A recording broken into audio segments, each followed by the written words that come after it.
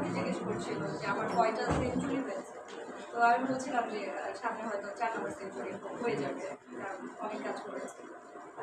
আর তার থেকে বড় বিষয় হচ্ছে যে কাজগুলো করেছি এর মধ্যে আমি একদিন কাউন্ট করছিলাম আমার একটা ফ্যান গ্রুপে, দেখলাম যে অলমোস্ট 100-র মতো নাটক এখনো হয়নি, হয়ে যাবে সাধারণত, বা টেলিভিশন প্রায় আসলে কি করবেন মানে উদযাপন কিছু করবেন? করার তো নাই, এটা তো ভালো লাগার বিষয়, এটা একটা প্রাপ্তি যে এত কাজ করেছি, কাজগুলোর মধ্যে এই কাজটি কিংবা এই কয়টা কাজ, এই কয়টা 100টা কাজ হয়তো মানুষ একটু বেশি দেখেছে, ওটা একটু ভালো লাগা তো ডেফিনেটলি কাজ করে। বলছিলেন যে 400টা নাটক আপনার লাইভ রিয়াকশন যেটা অনেক অনেক নাটকের রেসপন্স পেয়েছি, অসংখ্য নাটকের কমন রেসপন্স পেয়েছি, কিন্তু এর মধ্যে থেকে যদি আমাকে আলাদা করতে হয়, আলাদা যদি করতে হয় তাহলে আসলে আমার এতক্ষণ কাজের মাঝখান থেকে তো আমি এগুলো আলাদা করতে পারবো না।